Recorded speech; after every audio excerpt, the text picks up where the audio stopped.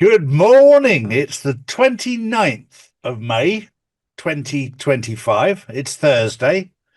There is so much happening out there that is now exposing everything. And it's very interesting to see the exposure happening. None more so than David Hogg, who's been caught on camera admitting that Jill Biden and her team ran the White House. And they're exposing all of these people.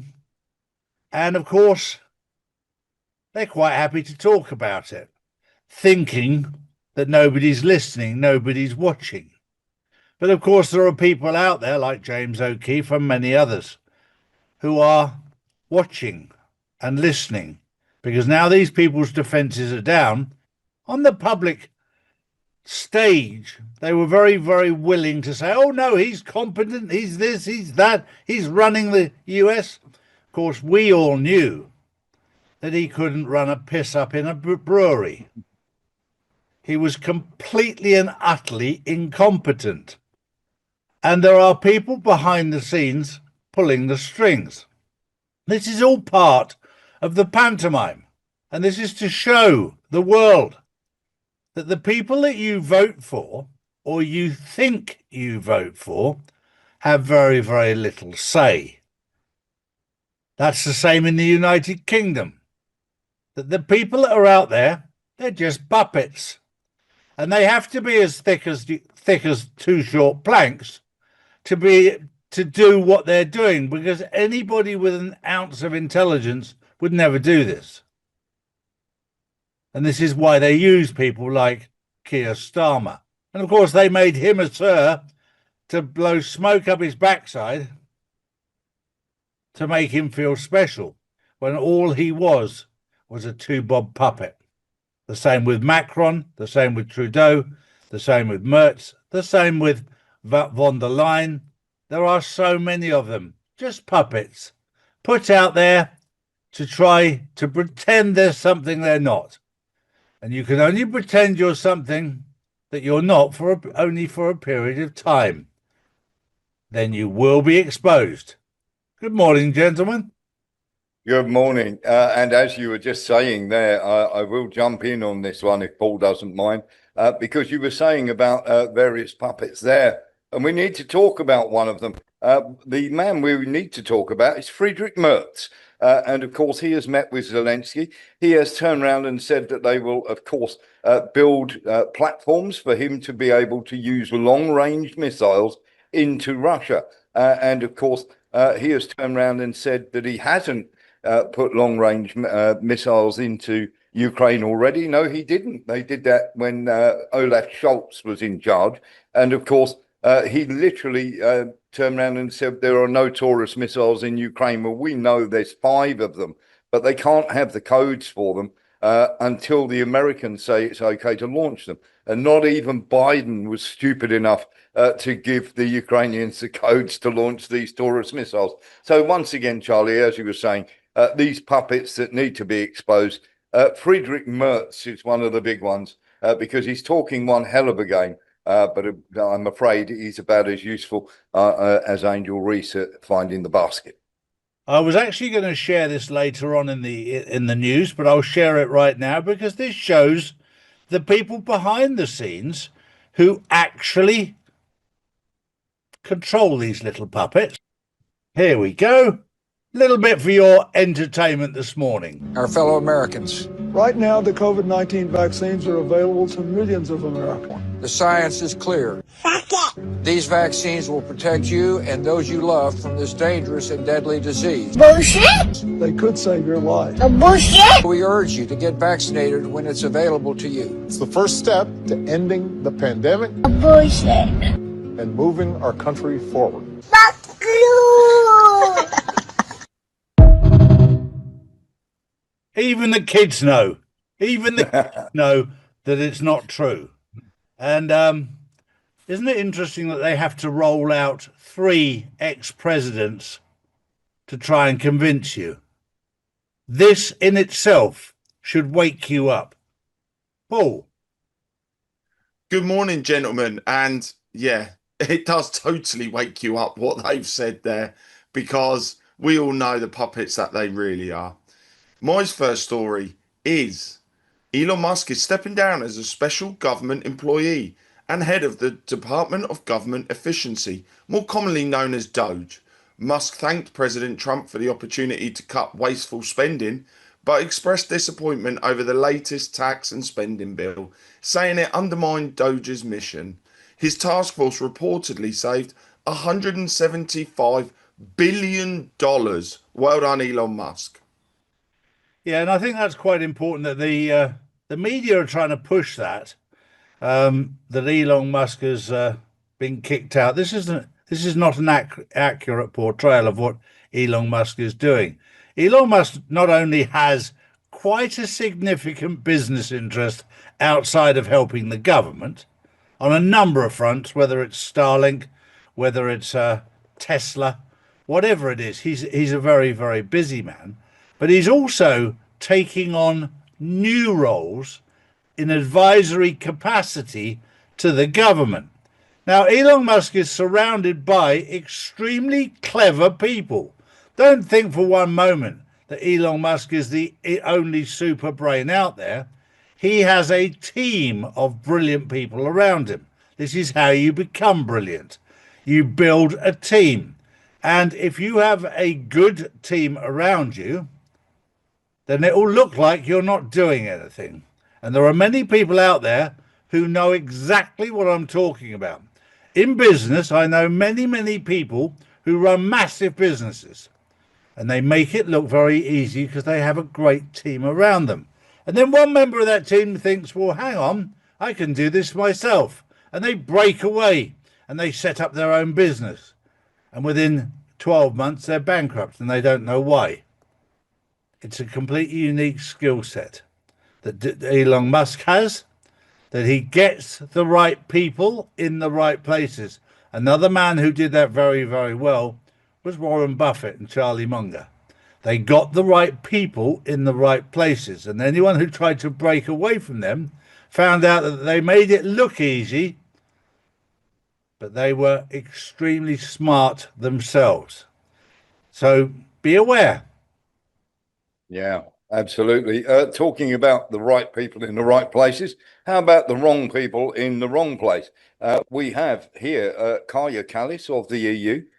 They have lifted all sanctions against al-Jawlani and Syria. And at the moment, just so you know, going on is probably one of the largest gun battles seen in many a moon, because it's been going on for a good 17 hours now. In Aleppo, HTS, which is al-Jawlani, well, of course, when you dress him up in a suit, he's the president of Syria. But we have HTS for Turkey fighting ISIS, backed by Israel, in the middle of Aleppo at the moment, Charlie. There we go. Yeah, and I think it's important to remind our audience. I said this 4 years ago. We know what ISIS is. We know what the Taliban is. We know what Al Qaeda is. These are all organizations set up and funded by the CIA. Now, I'm going to give you one example because I went over this 4 years ago. Taliban is an extension of the word Talib. Talib in their own country means student. Taliban is students. They're using their language to deceive you, because I'll tell you right now that if you had a terrorist organization called the Students in America, you'd see through it. These are students, these are rebels that are funded by USAID and have been for a very long time. The same with ISIS, the same with Al Qaeda, the same with all these groups that are called terrorist groups. They are all run and bought and paid for by America. It's time to wake up to the truth. Do your own research. Don't take my word for it, but don't do your research. in the toilet. I mean mainstream media. Well, Charlie, speaking of the Middle East, President Trump has warned Prime Minister Benjamin Netanyahu not to launch strikes on Iran as US nuclear talks with Tehran near a breakthrough. Trump confirmed they spoke, saying an attack now would be inappropriate and risk derailing peace efforts. Netanyahu is said to have considered unilateral action, but Israel faces pressure to stay aligned with the US diplomacy amid concerns over a potentially weak deal. It's very important to sit back and watch what's going on and don't be too judgmental. Donald Trump has to get close to Israel to find out the truth. You're going to see things that won't make a lot of sense over the next few days and weeks. Don't jump on the bandwagon. When you play chess, you sometimes have to move a pawn into a place to attract another piece on the board to come out of cover so that you can remove that piece. That's what we're going through right now. So don't sit there and panic when you see, oh, Trump's got very close to the Israelis and he's talking so too much, he's too friendly with Netanyahu. Sit back, relax, watch. Netanyahu is being set up. And when you're talking about panic, Charlie, let's find out why the West are completely panicking, including Mertz. Let's have a look at this map here. Now, this is a map of the Petrovsk area. And very, very simply, as you can see from that map, the green area is the areas that the Russians have managed to take in the last 24 hours, which is about 50 square kilometers. And the blue areas you can see, Charlie, where there are all the fortifications that the Russians have managed to smash their way through. Now, this is on very, very high ground. Once they take all these trench networks, and it shouldn't take them too much longer, then they will be in complete control of Petrovsk. And of course, that is the last big barrier in the Dnipropetrovsk area. And they will literally have a 20 kilometers free run. And the Ukrainians are frantically digging behind these positions, trying to shore it up. This is why they want the ceasefire now. This is why you're hearing left, right, and center from everybody, ceasefire now, because it's only a matter of weeks now until quite a bit of that front area, not all of it, but quite a bit of it collapses and falls into Russian hands, Charlie. Well, I have a lot of different views on this, and none more so than the fact that the longer this goes on, the more Ukraine will lose. It's not a question of whether they can win or lose. They've already lost. The question is how much. The longer they try and pretend they're winning and pretend this, that, and that, they're just losing ground all of the time. And sometimes there's an old saying, when you're in a hole, stop digging. And I would urge the Ukrainian people to wake up to this, because what's happening, not only are you digging, but you're digging your own burial site. There are young men who are losing their life needlessly because your commanders-in-chief, i.e. Zelensky, and the idiots around him do not have your best interests at heart. It's time to wake up. Well, my next story, Russia is claiming President Trump is being misled about the Ukraine conflict. Foreign Minister Sergei Lavrov says Trump is receiving filtered information from officials who want to push the US towards war with Moscow.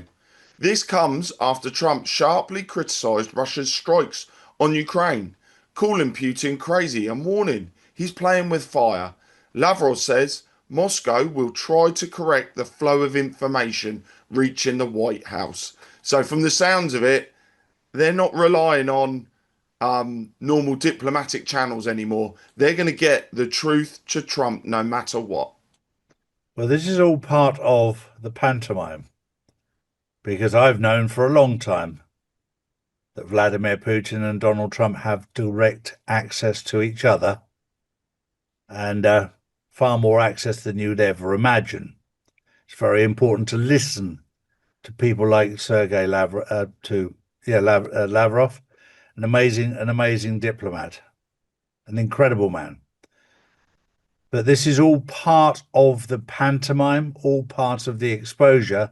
And what it's doing is exposing those people who are close to Trump in name only. They are there infiltrating, trying to set him up, trying to mislead him, trying to feed him false information. This is all part of the process of draining the swamp. You have to expose the swamp to drain it. Yeah, I think you're absolutely right. While you're saying that, and I think you're absolutely spot on here, Charlie. We've had Maria Zakharova, who is the Russian spokesperson, and certainly definitely better than Karim Jean-Pierre, who used to be the sort of sideshow Bob diversity hire that did it for Joe Biden. She has come out and had a go at one of those people you're saying that Trump has to expose, Keith Kellogg, who keeps pushing for a ceasefire. And of course, here's something that is really, really evident that many of the mainstream people have missed and are trying to pull the wool over your eyes for. When you want peace, you send a diplomat. When you want war, you send a general. They send to general. Charlie. Exactly right. And my last story of the day is even the actors now are switching sides. None more so than flip-flop Piers Morgan, who's calling out Israel. I mean, you're as two-faced as a person could ever be. 1 minute you're one side, next minute you're another. It depends on how many clicks you'll get, Piers. But God isn't interested in your clicks. God's interested in your soul. And you should be, if you had any strength of character at all, be a man of honor. You've been gifted a platform. Maybe it's gifted by Israel, but you've been gifted it. And whoever gives it to you should use it for the best of humanity, not for you. And that was the news on the 29th of May, 2025. Have a wonderful day, and we'll see you tomorrow.